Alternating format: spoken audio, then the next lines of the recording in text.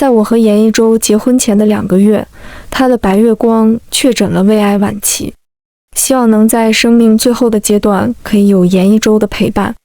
在接下来的日子里，我一个人忙着婚礼琐碎的事宜，他则陪护着他的白月光。2个月后的婚礼当天，严一舟没来，于是我和他的伴郎走完了婚礼流程。严一舟电话响起的时候，我正在婚纱店的试衣间试婚纱。这条婚纱是我最喜欢的一个设计师为我量身打造的，今天终于制作好了，我已经迫不及待想要让严一舟看了。店员在帮我调整婚纱，我就听到严一舟接起电话，不知道对面说了什么，他语气里满是慌张，说你在哪儿？我立马过去。一舟，出什么事儿了？我隔着试衣间问道。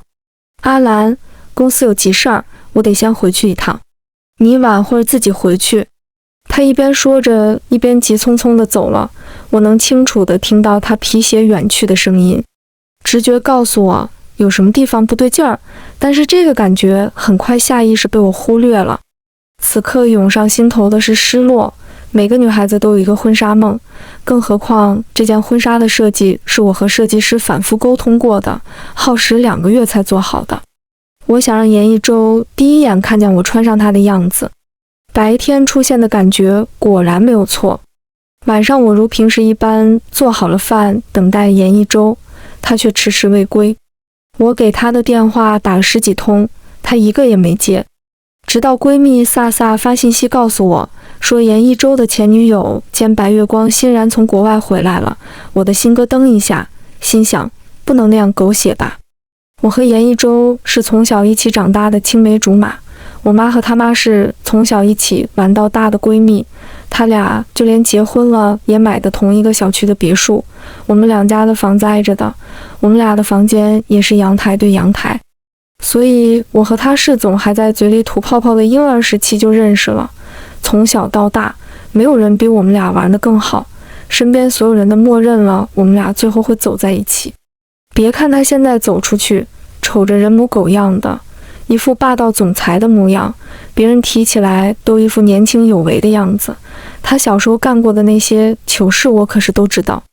从幼儿园到小学再到初中，我和严一舟一直都是形影不离，我们是最好的朋友。所有人都知道，我蔚蓝和严一舟是梦不离娇娇不离梦的关系。青春期大家对爱情懵懵懂懂，开始萌生各种情愫，开始早恋的时候，我们身边所有朋友都默认了我们俩是一对儿。面对着各种各样的打趣，严一舟总是一边揽着我的肩膀，一边嘚瑟着含笑接受。我一直以为我们会这么走下去，一直走下去。在上高3那年的时候，就像命运开启了一样，又像那些狗血青春文里写的一样，青梅抵不过天降，严一舟的天降出现了。欣然是在高3开学第一天转过来的，是学校为了高考花了重金挖来的苗子。自他转过来以后，严一舟的断层第一就被打破了。严一舟一直是学校里的学神兼男神，在学习上，平时周考、月考、期中、期末考可以甩第2名34分，平时的那些疑难题，如果他做不出来，就相当于整个年级都没有人能做出来了。在平时性格上，严一舟不像一些电视剧里的那些学神一样如高岭之花一般高不可攀，他性格爽朗不沉闷，他也会和同学们追逐打闹，互相斗嘴。他有很多朋友，他是篮球场上最靓的仔，他是少年最好的模样。在欣然到来后，第一次模拟考，欣然在2中一战成名。这次考试，严一舟比欣然低了0.5分，整个2中都沸腾了。第一次有人打破严一舟的神话，老师把他当成了心头肉，课间全是其他班来围观的同学，都想一睹欣然的模样。当天放学后，我和严一舟照常走在回家的路上，他一如既往地背着我的书包，嘴里满是惊奇。阿兰，那个叫欣然的作文居然比我高0.5分诶！那是我第一次从他的口中听到欣然的名字，我当时并没有意识到这个名字在随后的日子会越来越频繁地出现在他的口中。在之后的考试中，他们两个的名字开始频繁成绩表中并列出现，不是你追我，就是我追你的样子。而由于他们两个的成绩，他俩不可避免地产生了接触，从老师布置的任务到考完讨论题目，他们开始频繁接触。我在严一舟口中听到欣然的次数越来越多，他们是如此合拍，他们在课间讨论的话题别人插不进去话，包括作为同桌的我。严一舟打小儿成绩就好，是那种让人嫉妒的好，毫不吃力，他是那种玩的好学的好的，是天赋型选手，不像我是勤能补拙型的。我之所以能在火箭班，还是有严一舟一直给我补课。中考那年，他给我补了一整年的课，每天晚上他会给我带我喜欢的吃的小零食、水果，会自然地用手接住我吐出来的果核，在我学累了的时候给我按摩。每天早上隔着阳台喊我起床，会对我每一次考试的结果进行分析，给我制定学习计划，对我的成绩比我爸妈都上心。上了高中也是如此。我俩从小就没请过任何家教，他是因为成绩本来就好，而我是因为我有他。所以我虽然学习吃力，但是凭借着勤能捕捉笨鸟先飞以及严一舟这个外挂，我也一直待在火箭班。虽然是吊车尾的存在，但是我一直觉得这个状态就挺好，挺 OK 的，也从来没有觉得有什么挫败感。但是坐在严一舟的旁边，看着他们激烈的讨论，我开始感到挫败。我怎么就这么差劲呢？隐隐感觉好像自己的什么东西被抢走了一样。我后知后觉地意识到，严一舟被抢走了，又或许说他从来都不曾属于我，一直以来不过是我的一厢情愿，自作多情。高三上学期末的时候，期末试卷发下来，我一如既往的第一反应就是把卷子递给他，等他看过我的试卷，心想又来了，肯定又要一脸恨铁不成钢的骂我小笨蛋了，肯定又是说这个题不该错，那个题错在哪儿巴拉巴拉的，这是这么多年以来的惯例了。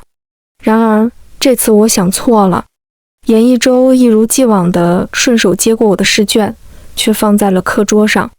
我听见他起身的动静，便扭头望向他，只见他边拿起自己的试卷走向欣然的座位，边回头对我说：阿兰，等我和欣然讨论完这个题，就回来看你试卷，你先自己总结一下。那一瞬间，我感觉有种说不上来的难受，自己的心好像空了一下。我看到他们两个笑着讨论，激烈地进行思想碰撞。不知道谁说了一句：欣然来了后，我们的周神可算有人讨论题目了，以前我等哪能跟上周神的思路。那个20分钟的大课间似乎格外的漫长，耳朵好像得了中耳炎，流脓堵住了一般。教室里嘈杂的嬉戏打闹声被我的大脑、我的听觉所排斥在外。我把自己的试卷又拿了回来，拿着笔从头订正，看起来似乎很认真的样子，实则思绪乱飞。青春校园里，同学间讨论问题是最正常不过的事儿。严一舟的举动有问题吗？并没有。他不过是做出了大多数学霸学神都会干的事情，考试后找旗鼓相当的同学彼此讨论，进行思想碰撞，仅此而已。我试着说服自己，阿兰，你要为严一舟感到高兴，终于有人可以在学习上和他同频共振了，而不是像以前遇到难题只能自己花时间攻克，或者等老师讲解。多好的事啊！只是心头微酸的鼻头还是在提醒着我，说服不了自己。这个课间也太长了吧！期末考试结束后不久，就迎来了我们高三生心心念念盼来的假期。只是这个假期的卷子格外多，每个老师都在年前的最后一节课说着假期不可懈怠，要有自己是一名高三生的意识。6科加起来的试卷好悬，没把我给淹死。大家一边吐槽寒假的不好过，放假和不放假没啥区别，一边已经想到要去吃哪家新开的火锅，去喝哪家新开的奶茶。厚重的卷子并不影响假期万岁。从小到大，每一次期末考试结束那天，我们一些从小玩到大的伙伴们都会出去狂欢，聚餐、K 歌等等。这次当然也不例外，我和我的好姐妹徐飒飒，以及我的好竹马严一舟，还有我的2个好兄弟江清怀、宋慈。从小住在同一个小区里，打从幼儿园起就一起是狐朋狗友了，干各种鸡飞狗跳的事儿。前天晚上就在5人小群里统一好了安排，我们要先去城南新开的那家网红火锅，再去以前常去的那家会所 K 歌，然后在家躺2天，一起去雪乡玩。火锅店是飒飒的表哥大学毕业开的，早就让他打好招呼留包厢了，要不然凭借这店的火爆和高中生集体放假，能不能吃上还不一定呢。宋慈家里因为生意需要在初3的时候搬走了，所以他上的是3中，我们4个上了2中。所以高中后每一次聚餐，宋慈和我们到的时间都不一样，这次也是。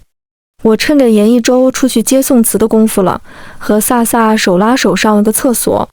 飒飒，怎么站这不进去啊？飒飒半推开包厢门，却在门口迟疑了。我还纳闷呢，都是再熟不过的人了，有什么可迟疑的？然后我上前一边全推开门，一边说着咋着宋慈变化太大，你认不出来了？我看见欣然坐在严一舟旁边的座位上，我俩进行了一个对视。我刚刚下去接宋慈的时候，遇见欣然一个人，就喊他一起上来了，咱们一起吃火锅热闹。严一舟兴致勃勃地对我们说道：实在不好意思，我本来和朋友约好了，结果他临时有事没来。欣然一边温声细语地说道，一边因感到不好意思而脸红，要不我还是先走吧。他说着还看向我做事要起身，被严一舟给用手按住了，别介呀，都上来了一起吃呗，火锅就是人多吃着才热闹呢。飒飒捏了捏我的手，我对他摇了摇头，示意我没事。桌子是大圆桌，我和飒飒坐在他们2个对面。欣然大概是感觉拘谨，不太好意思说话。严一舟一直在照顾他的情绪，给他夹菜，话里话外 cue 他，不冷落他。我最爱在吃火锅的时候喝冰可乐，他们几个也差不离。来来来，把杯子都给我。我给他们一个个满上。欣然递给我杯子的时候，被严一舟拦住了，训斥着你姨妈期喝什么冰可乐，乖乖的喝热茶吧你。欣然的脸刷一下就红了。撒出来了姐姐。江清怀的声音响起，我才发现我走神了，倒可乐倒溢出来了，你个笨猪，倒个可乐都能倒洒了，我真服了你了。严一舟说着，从纸巾盒里连抽几张递给我。之后我一直埋头干饭，耳边是宋慈和严一舟、欣然3个聊得热火朝天，飒飒和江清怀也不怎么吭声，只偶尔搭几句。吃过饭去 K 歌，欣然顺理成章地加入了进来。宋慈在吆喝着要我和严一舟来一曲情歌对唱，说什么呢？哪有哥哥和妹妹一起唱情歌的？严一舟边说着边侧过身去看欣然的反应，好像生怕他误会什么一样。一向爱闹的宋慈好像意识到了什么，也卡了壳。没了他活跃气氛，大家的情绪好像都不太高涨，所以这趟行程很快就草草结束了。出来才发现外面飘起了雪花，街上没多少人了。我把欣然送回去，你们一起先回去吧。阿兰，记得替我跟我妈说一声。我就在廊下目送着严一舟用衣服替欣然挡着雪，奔向出租车。真奇怪，我明明没淋到雪，却觉得有种雪花在身上湿透了的黏腻感。13岁那年，我来了初潮，该有的生理知识妈妈早已告诉过我，身边也有很多同学也早已经历过了这件事。但是在初潮来临时，我还是有点手足无措。这来源于处于青春期的我对未曾经历过的事的恐慌不安。比较庆幸的是，我感受到的时候是那天最后一节课。放学后，大家蜂拥而出，我磨磨蹭蹭的在那儿收拾着书。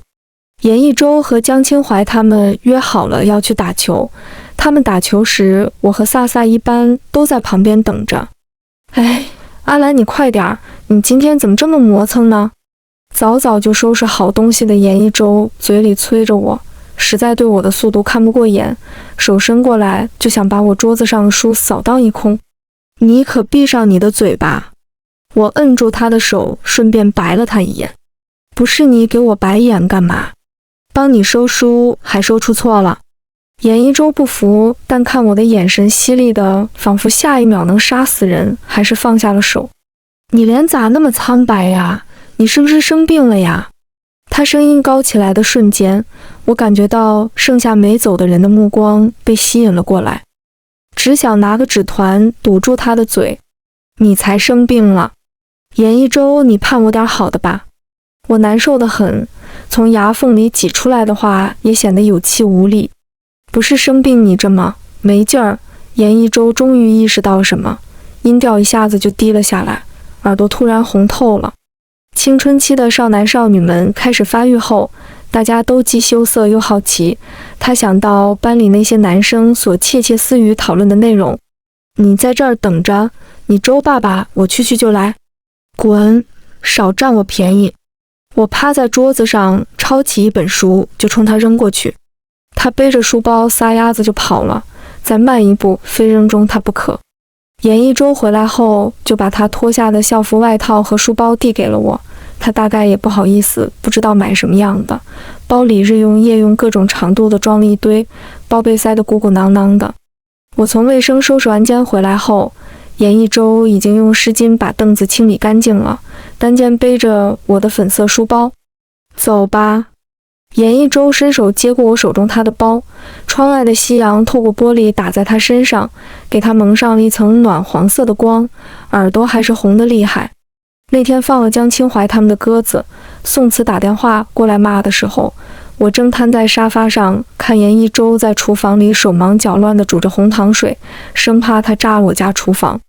幼儿园的时候玩过家家，严一舟总是当爸爸，我也总是当妈妈。江清淮、宋慈和飒飒他们仨都是我俩的好蛋儿。江清淮总是要抢着当爸爸，但是少数服从多数，他总是孤零零的一票，因为我总投严一舟，飒飒跟着我投，宋慈跟着飒飒投。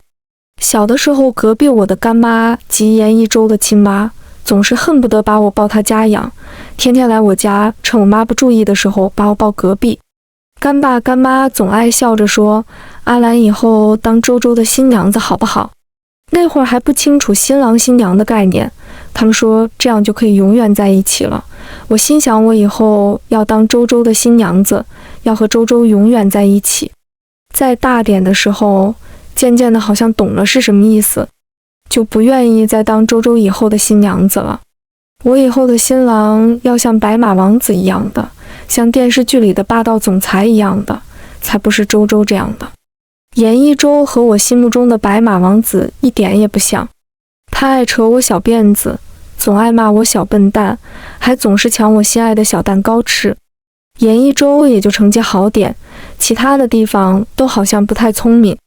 暑假去乡下阿婆家住，他被大鹅撵着跑了几里地，爬到树上摘柿子，结果不敢下来，又不好意思喊人，在地里待了几个小时。严一舟他太坏了，居然偷看别人给我的情书，看完了就算了，还把它撕得片甲不留，撕完了还关着厕所门扔马桶里冲走。这可是我人生中第一份情书哎，粉色的信封还贴了我最爱的樱桃小丸子的贴纸，我都没能看到里面写的是什么。严一舟真的太过分了，严一舟这样的也不知道能找个什么样的新娘子，真想知道。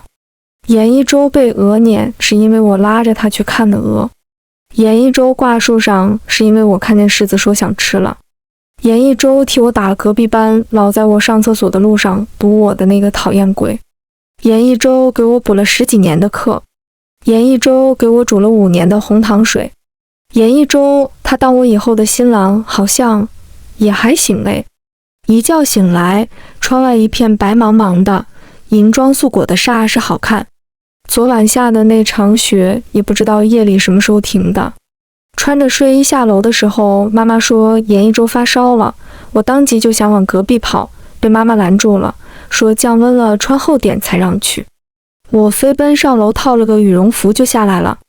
出门的时候还能听到妈妈的怒吼，让你套衣服你就只套外套，连个袜子都不穿。到严一周房间的时候，干妈正守着，看我来了。阿兰来了，你说这臭小子，这么大的人了，大半夜的不关窗，他不发烧谁发烧？还好现在烧退了。既然你来了，就替干妈看一会儿这臭小子吧。干妈你先歇着去吧，我在这儿守会儿，他醒来我喊你。严一周的房间从来都是他自己收拾的，因为他宝贝自己那一柜子的手办和他的乐高，害怕阿姨给他整乱了。他的房间挺整洁的，对比起来宋慈的房间可凌乱得很。他这人平时瞅着活力四射的，生病了还不是躺在那儿跟个小可怜一样。谁让他昨晚送完欣然淋着雪回来的，出租只能到小区门口。我知道他回来的晚，肯定不想打扰家里人。我守着手机，等他喊我给他送伞，问他到哪儿了，结果到家门口了才给我回消息。还不关窗睡觉，发烧了吧？听见严一周好像嘟囔了一句什么，我凑近了想听他说什么梦话，等他醒了好嘲笑他。欣然，我僵在那里，耳朵里好像有大炮轰鸣。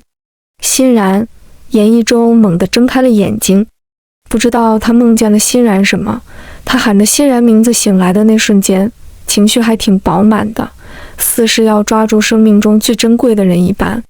哟，欣然就对你这么重要啊？我努力控制着自己说话的语气，装着调侃道。什么？他思绪还有些游离，似没反应过来。他回神后看我弯腰的姿势，你怎么大早上的在哥哥我的房间啊？还这么个姿势，是不是在看你周哥的绝美睡颜啊？我这才意识到自己还弯着腰，于是猛地往后撤开。看把你美的，还偷窥你绝美睡颜。我是想听你梦话说啥，好嘲笑你好吧？我说梦话了。我说什么了？说了什么呀？我转身看着他那一墙手办，你喊欣然的名字了。严一周，你是不是喜欢上欣然了呀？我背对着他，一边摆弄着他的手办，一边问道。最怕空气突然安静，严一周沉默了。这时间久得让我手足无措，在我想开口岔过这个话题的时候，他开口了。你为什么会这么想？他似有不解。不解什么呢？他是在困惑我这个笨蛋为什么能看出来吗？我为什么会这么想啊？你这半年和我提到他的次数越来越多了。你现在课间有一半以上都是去找他。你现在去小卖部会给他烧东西。你以前除了给我烧，不会给班里任何一个女生烧的。你现在提到他，你都会不自觉地笑。最近这段时间，你有好多次和我一边说话一边和他聊天。昨天吃饭的时候，你居然知道他生理期时间，而你以前除了你妈和我的生理期，就连认识了10几年的撒撒的都不知道。越是细数，我就觉得鼻尖酸涩的感觉越是厉害，只觉得如鲠在喉。你刚刚连梦里喊的都是他的名字，这么明显啊？好吧，既然你看出来了，就帮你周哥出主意呗。还帮你出主意？呵，同为女生，女孩的心思你应该比我更了解。你说他会？严一周，你 TM 的难道就看不出我喜欢你吗？还让我帮你出主意追人？我终究还是没能憋住自己汹涌的情绪，转过身打断了他的喋喋不休。阿兰，你别开玩笑了。严一周的脸上满是错愕，你怎么会喜欢我呢？我一直拿你当妹妹看的。我抬起头看着盯着他的眼睛，真好笑。你说你一直拿我当妹妹，过去宋慈他们调侃我们是一对的时候，你从来都没有反驳过。现在你说你拿我当妹妹，昨晚当着欣然面你才开始否认了是吧？过去一直撕别人给我的情书的人是你，一有人给我表白就上去要揍人的人是你，把我身边所有狂风浪蝶赶走的人是你。你搞得现在没有别的男生敢接近我，结果现在你张口说你拿我当妹妹。严一周我才发现你这个人挺虚伪的。说罢，我走出了房间，只觉得大早上饭也不吃，衣服也不穿的跑来看他的自己是个傻逼。干妈严一周醒了，我先回家吃饭了。那天我抱着飒飒哭了2个小时，边哭边控诉严一周的狗逼行为。严一周就在隔壁阳台听着我的哭嚎。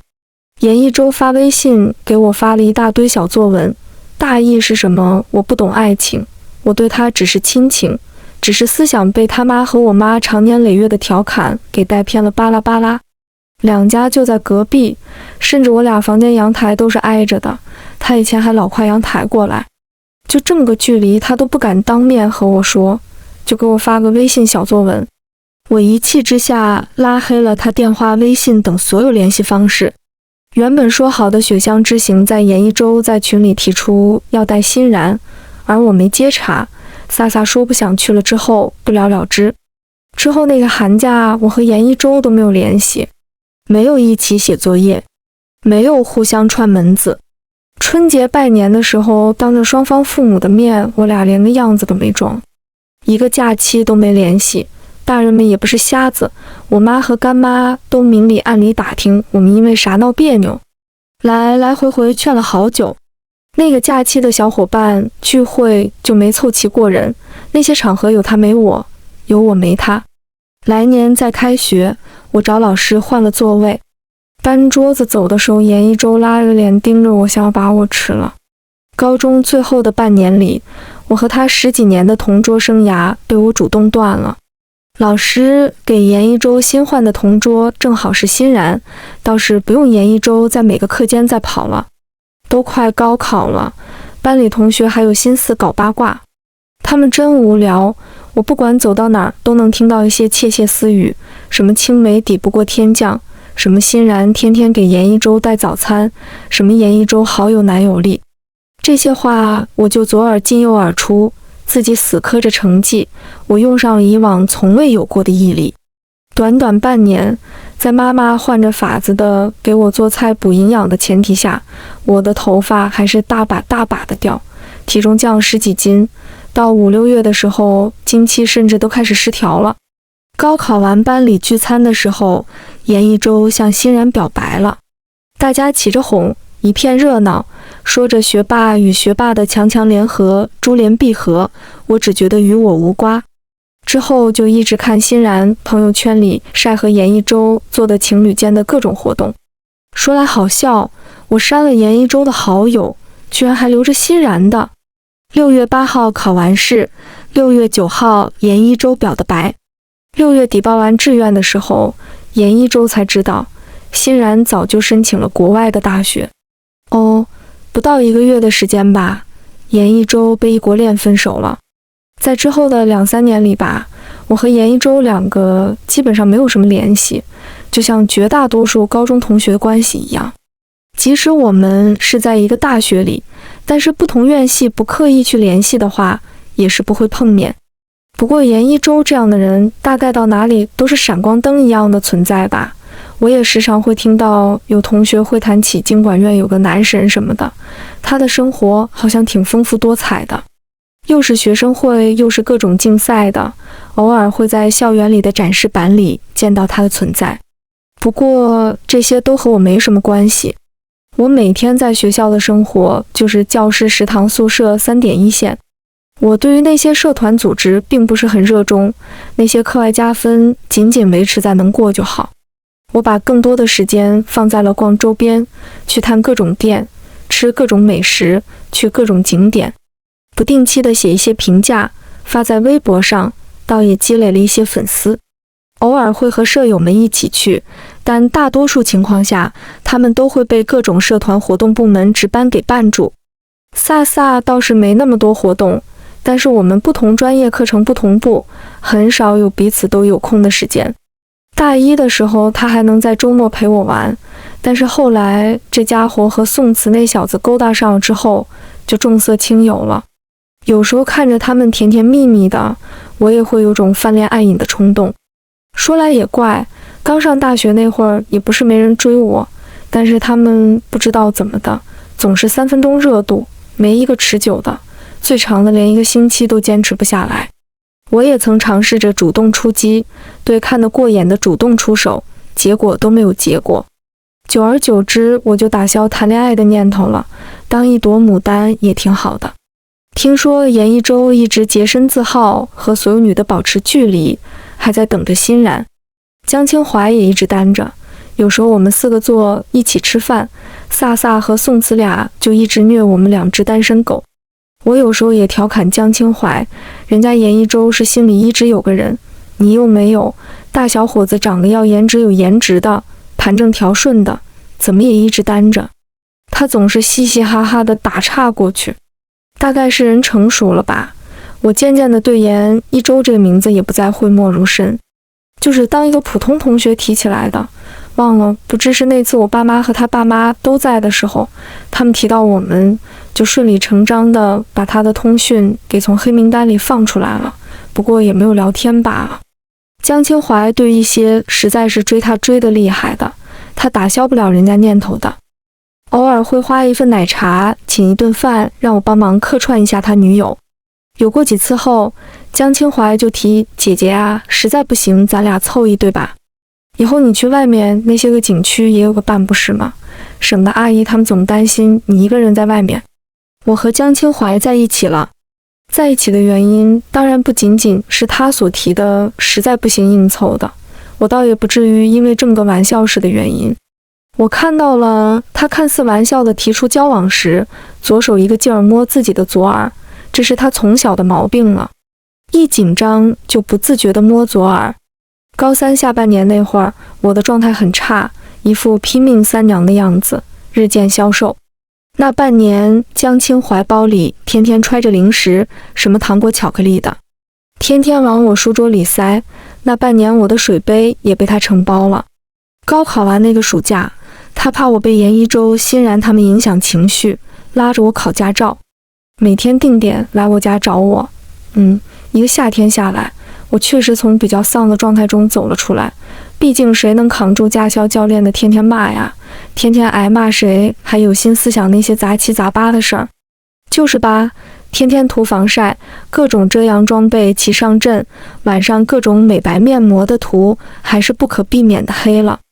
大学刚开学军训那会儿，我因为低血糖晕倒了，也是旁边方队的江清淮冲出来把我抱去校医院的。大学期末放假的时候，我们专业总是最后一批考完试的，江清淮每个学期都多留个10天半个月等我，和我一起回家。高3寒假没能去的雪乡，大一他陪我去了。他之前问我机票时间的时候，我也没当回事，就以为他问一嘴，谁知道瞒着我订了同一天的机票。不过我买的是去雪乡的，他买的是回家的。我都要走了的时候，他自以为是惊喜地出现我面前，问我感不感动。他专门留下来等我的时候，我好悬没给他一个大逼兜。知道我的目的地后，他人都傻了，最后没办法双双改签。总体来说，我玩得还挺开心的。刚上大学的时候，我总是失眠，会梦到以前的事儿，人在夜晚总是会感情充沛，格外容易陷入情绪黑洞。每天夜里睁着眼睛看着头顶的窗帘，怎么也睡不着，总在后悔当时一时冲动和严一舟闹掰了，整得现在几个人的关系别别扭扭的。本来几个人一起玩多开心啊，整的2家关系也不像以前那么亲密了。有一次和江清淮出去吃饭，他看我黑眼圈很重，调侃了句，我就提了一嘴失眠的事儿。他后来每天晚上到点给我打电话，每天都东拉西扯的，也不知道他从哪儿整来那么多话可以唠叨。我还怕他打扰室友，结果他说他在学校对面买有一套房子，那段时间都没住宿舍，天天给我转一大堆沙雕搞笑的小视频，给我分享他的生活琐事。他就这样一点点地把我的不良情绪给驱赶走了。之前有次聚餐时，他喝酒喝醉了，抱着我控诉严一舟撕了他给我的情书，骂严一舟这个狗逼高中的总拦着他单独靠近我。我对江清淮有过很多个瞬间的动心，但是这些动心不足以让我迈出那一步去挑明他，因为他总是一副吊儿郎当的模样，嘻嘻哈哈的样子，总是说要替我爸妈照顾好我。我不确定江清淮是否喜欢我，因为曾经严一周也是对我好的，让我产生了错误认知。我怕又是我想多了，他前写的情书是从前世的事儿，我不能靠此来判断，所以我旁敲侧击他为什么不谈恋爱。江清淮对我很好，可是万一他也只把我当死党当朋友了呢？我承受不起再失去一个的代价了，我不想再失去一份10几年的回忆。万幸，我等到了江清淮的开口。这次不是我自作多情，钥匙转动开门的声音传来，将我的思绪扯了回来。原来是严一周回来了。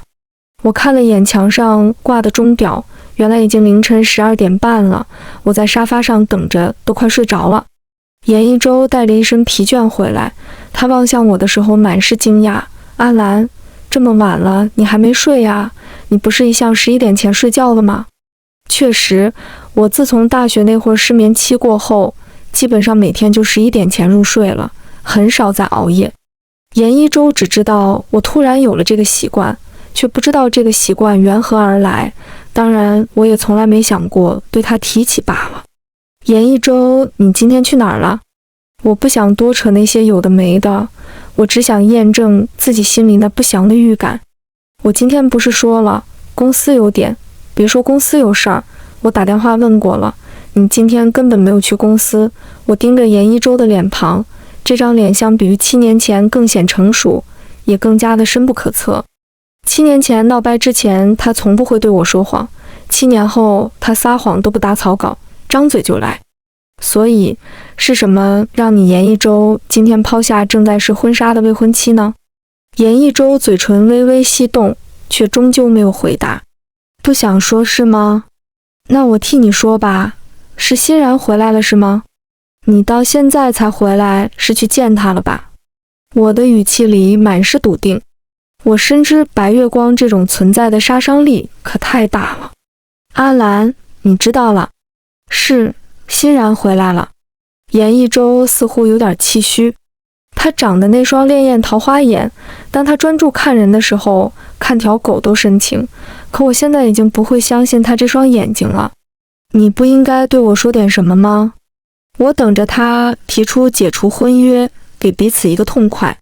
出乎意料的是，阿兰，今天太晚了，我们先休息吧，明天我再给你细讲。他说罢，就从我身边经过，想回自己的卧室。而我又怎么会给他逃避的机会？我扯住他的衣摆。我打破了几年的生物作息，熬到现在，不是为了听这么几句敷衍话的。有什么事儿，现在就说完了吧，我不想今天晚上睡不安稳。要退婚的话，还是得趁早，趁时间还早，我还好找下一个联姻。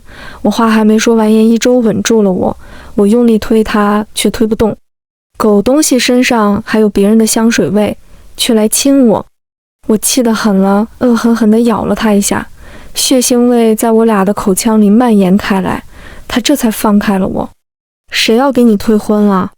蔚蓝，你能不能不要总在那里胡思乱想？哦，原来是我胡思乱想啊，也不知道是谁为欣然守了5、6年，也不知道是谁在欣然一回来就不见人影。欣然他得病了，胃癌晚期，他没多久可以活了。严一周他沉默了会儿，说道，整个人看着很低沉。所以呢，我也不知道自己什么时候变成这么冷漠的人了，听到别人患癌这种消息还无动于衷，这让我觉得自己不是自己了。他一个人无亲无故的，他希望我能在他生病最后阶段多陪陪他。他语气很沉痛。多陪陪是什么意思？是哪种陪？日夜守着那种吗？严一周迟疑了，他看我眼神中似有愧疚。那看来就是我说的那样了，他已经做好决定要日夜陪床了。那我们的婚礼呢？你一方面说着不退婚，一方面又要在前女友病床前日夜不离的，你把我放在哪儿了？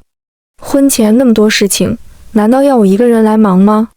还是说你能那么好意思在你患癌的前女友面前处理自己结婚的事儿？婚礼的事儿，我相信你的安排，阿兰，你一定会认真完成我们的婚前安排的，对不对？你一向能力强，各种事情都游刃有余，我也会让助理小张帮你的。呵，这说的什么垃圾话？是不是欣然说他的死前愿望是要和你结婚，你就立马明天就和他去领证了呀？我看着他这张脸，只觉得厌烦。蔚蓝，你能不能别胡搅蛮缠？欣然他没这个意思，我都说了婚礼正常进行了，你能不能大度一点？欣然都要死了，你还这么咄咄逼人。看来我这一番话是戳到严一舟肺管子了，他气恼得厉害，恶狠狠地盯着我，好像我是什么十恶不赦的人物。我一向是这样的人，你又不是第一天认识我了。严一舟，你想正常结婚就结婚的吗？你凭什么觉得我会答应你这么荒谬的要求？我不要脸面的吗？谁家结婚是新娘一个人操持的？今天一天的事儿让我身心俱疲，从萨萨那里知道欣然回来了之后，断断续续的，一直有圈子里的人来给我发消息，一个个的都在那里旁敲侧击的，话里话外都是让我看紧严一舟，好像欣然回来了我就得让位一样。联姻而已，我不是非你严一舟不可。退婚吧。蔚蓝，你为什么总是这么自以为是？7年前你也是这样，说给我拉黑就拉黑，现在也是，你总是一气之下就做出一些无法挽留的决定。你成熟一点行吗？不是非我不可，除了我你现在能去找谁？现在魏家的情况，连你谈了几年的江清怀都不敢沾。你现在找人联姻，除了我，谁愿意接受魏家的烂摊子注资？你别天真了。说罢，严一舟摔门回房间了。联姻，其实我从来没有想过自己有一天会选择这个。毕竟我从小爸妈恩爱，家境优渥，爸妈给了我充分的自由与尊重，他们一直奉行的就是我开心就好。他们会一直为我撑起一片天，公司的事儿有他们，从来不逼我学习不喜欢的金融知识。以前就说等爸爸退了之后找职业打理人经营公司，直到半年前，我家的公司经营情况突然急转下降，我也不明白为什么明明是数一数二的大集团，怎么能说崩就崩。那时候我和江清怀都订婚2年了，都打算商量结婚了，我家里出事了。江清怀倒是对我不离不弃，一直忙前忙后往我家跑，只是他爸不允许，他家里私生子一大堆，一个个都跟饿狼崽子一样，盯着不放。他爸是个凤凰男，当初吞了他外公留给他妈的产业，还出轨，闹得他妈抑郁而终。江清怀一直想夺回他妈的产业，但是他自己终究是孤立无援，没能斗过他爸。我们终究是分手了。我爸妈虽然焦头烂额的，每天早出晚归找人，但是也没有想过要联姻。我看着他们那个样子，我心疼。在我要找人联姻的时候，严一舟主动找到我，提出愿意帮助我家公司，要和我结婚。我和严一舟已经很久没有联系过了，我没想到他会突然联系我，愿意帮助我。我和爸妈说要和严一舟结婚的时候，他们挺惊讶的，毕竟我俩很久没有交集了，而且我刚和江清怀分手。他们说不用我为了公司付出婚姻，就算真的破产了，只要一家子守在一起，就还能东山再起。我笑着告诉他们，我一直对严一舟念念不忘，我一直喜欢他。说我虽然和江清怀谈恋爱的，但我爱的一直是严一舟。说我是愿意的，说严一舟也是愿意的。我妈从小都没打过我，那天听了我的混账话，气得甩了我一巴掌，骂我怎么能对感情这么儿戏，怎么能在心里有人的情况下耽搁江清怀那么久。我其实骗他们的，我对严一舟早没了那个要死要活的劲儿，早就放下了。高中那会儿其实就是不甘心吧。在江清怀把我从当初的负面情绪拉出来后，我的目光心神其实就更多的被他吸引了。我和江清怀算得上是彼此的初恋，我俩谈恋爱的那几年，彼此都挺开心幸福的。家里出事后，江家和我家退婚其实是正常的，外人都议论纷纷，说我肯定恨死了江清淮，在这个时候分手。我其实不恨江清淮，如果家里不出事，我们可能已经结婚了。只能说命运弄人吧，他能怎么办呢？真的和江家闹翻了，非我不娶吗？又不是电视剧。我毫不怀疑，如果江家现在是他掌权，他会帮我家。可惜不是，可惜他还羽翼未丰。我一直是享受当下那种人，在我最好的年龄里谈一段最美好的感情。我喜欢那个青春里张扬幸福的自己。我和江清淮曾一起走过大江南北，一起做过所有各种情侣间浪漫的事。我见过他为了拼命的学习金融，我见过他为了夺权付出的努力，我见过他的颓唐，他的无助。其实，如果江家现在的产业不是从他妈那里得来的，江清淮早不想在江家待了。我看过他的呕心沥血，我又怎么会怪他？只怪命运弄人。听说严一舟一直在等他白月光，在他提出要结婚的时候，我曾问过他这件事儿。他说那只是年少的一段感情，早已过去，他没有一直在等人。他之所以一直没谈恋爱，只是一直没有再碰上合适的人。现在我俩倒也没有以前闹得不可开交的样子了。我想着当一对相敬如宾的夫妻也挺好的。在我踏过联姻的那道心理防线后，其实和谁结婚都没有区别。和严一舟在一起，至少彼此以前相熟，他爸他妈对我一直很好，算是挺好的结果了。结果他说已经过去的人，现在看来是没有过去。严一舟说的对，我太天真了，现在除了严家，没人会帮魏家了。那天吵过以后，我没有再管严一舟去医院看欣然，自己一个人忙着婚礼，圈子里都说我大度，我只能笑而不语。不这样那能怎样呢？那是他年少时的爱恋，又没有多久好活了。他都承诺会和我结婚了，我又何必做个恶人呢？我也确实需要他的帮助，不是吗？严一舟在我心里也确实没那么重要了。我更多的是觉得面子受损，有点不堪。我没理由拦着他的，只要他正常出席婚礼就行了，我这么告诉自己。然而此刻听着干也打不通的电话，我意识到自己还是放心的太早了。今天是婚礼的日子，严一舟一直没有出现。我看着镜子里自己，画着好看的妆容，穿着自己心心念念的婚纱，理应是漂亮的新娘。即使这场婚姻来得有点突然，即使是联姻，即使下定决心做一对相敬如宾的夫妻，我也对这次婚礼抱以期待。没有哪个女生会对自己的婚礼不重视。婚纱是我喜欢的，妆容是和化妆师反复沟通过的，现场每一个装饰都是我确认过的，一切都是那么完美，就是没有新郎。旁边是飒飒的怒骂声，宋慈开车去医院揪人了。外面上工作人员一直在催，已经超时间了。爸妈和干爸干妈在外面稳定现场。宋慈打电话说医院没人，欣然和严一舟都不在。我看着镜子里面无表情的新娘，开始吧。我说，什么？开始什么？飒飒有点搞不懂了。我拉着江清淮进行婚礼流程，司仪没感觉什么不对，只觉得终于开始了，没砸了他的饭碗。毕竟他都没有见过严一舟，一直以来都是我和他对接的。下面的宾客窃窃私语，新郎不是说是严家的小子吗？怎么变成了江家的了？严一舟人呢？怎么回事啊？我看到爸妈眼里的荒唐，干爸干妈眼里的不理解，江清淮他爸的脸都绿了。也不知道江清淮和严一舟两个怎么想的，婚礼伴郎居然让江清淮来当。两个人不知道怎么商量的，居然都愿意。严一舟不见了，我看向江清淮的时候，他一下子就明白了我想干什么，他去换了新郎服。我知道他对我心存愧疚。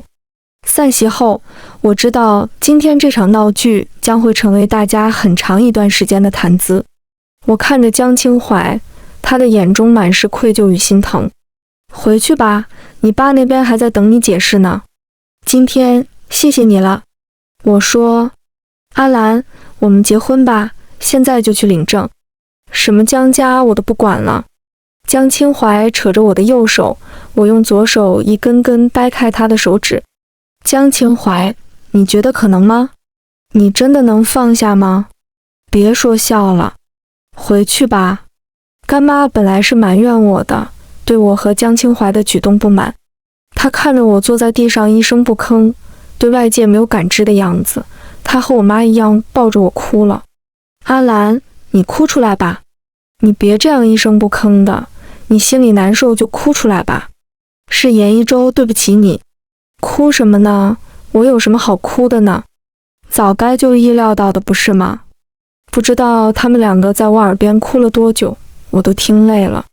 我想起来给他们倒杯水，谁知道站起来那一瞬间，眼前一黑，闭上眼那瞬间，只听见他们在我耳边喊叫。我在睁开眼的时候，在医院的病房里，严一舟趴在我的床前。我有点恍惚看到了当年守在他卧室里的我。不同的是，当时他躺着我守着，而今我躺着他守着。时隔7、8年，我们都变了，不变的大概是争吵吧。阿兰，你醒了。医生，护士，我好像就睡了一觉，醒来看见严一舟胡子拉碴的，好像憔悴了很多。他看我醒了，眼里迸发出惊喜。乌泱泱的进来一大堆人，对我各种检查，检查完了判断我没事了才出去。我不过是晕过去了，顶多是睡一觉，哪值这么兴师动众的。哦，原来我已经昏迷2周了，这让我不禁怀疑自己身体是不是出什么毛病了。医生检查完后说我没事了，身体挺好的，明天就能出院那种。他们挺纳闷的，我这没来由的昏迷半个月，查不出病因，说醒就又醒了。检查的间隙，我爸妈、干爸干妈还有萨萨他们都断断续续的来了。医生护士一走，他们就都进来了。哎呦，吵得很，妈妈抱着我勒的我都疼了。她一个贵太太，啥时候力气这么大了？等仔细看过我，确认我没事后，我就把他们打发走了。爸妈他们去公司忙了，在严家注资帮助下，公司现在转好了，一片欣欣向荣的架势，就是有很多事情要处理。萨萨不太想走，但是看完一副有话要和严一舟谈的架势，说去给我打包点食物。他们都走了，我们谈谈吧。阿兰，我那天，严一舟张口就要解释。你那天怎么样？我并不想知道。事实就是你没来，解释什么呢？无非就是有苦衷，我为什么要体谅你的苦衷呢？阿兰，我对不起你，我错了。我从始至终爱的人就只有你一个，我是真心想和你结婚的，我从来没想逃婚的，只是那天欣然出意外了。我们再办一场婚礼好不好？这次我来操持，办一个最盛大的。我们以后好好过，然后每年我们一起去世界各地游玩。严一舟一直絮絮叨叨地说婚后怎么样怎么样，他好像怕停下来，怕我打断他的幻想。够了，停下来吧，严一舟，你比任何人都清楚，我们不会有以后了。我看见严一舟眼圈红了，他嗫嚅着，似想再说些什么。无论你是什么原因，和我都没关系。我们两个的婚姻就是联姻，就是为了魏家可以起死回生。现在我的目的达到了，是你先逃婚，对不起我的，严家的注资就当是赔偿了。倘若你还顾念我们两家这么多年的交情，还顾及我们从小到大的情谊，就到此为止吧。我看见严一舟瞳孔微微放大，不管什么时候都会有一些人爱对别人的事情指指点点的，好似能通过这种行为获得成就感。婚礼的闹剧毫不意外地成为那些人的谈资，但是我不在乎。我忙着学习金融知识，理论学习和上公司实践，每天安排得满满当当的。我依旧热爱自由，但我立志要当一个最自由的女霸总。前路灿灿，天空是一片蔚蓝。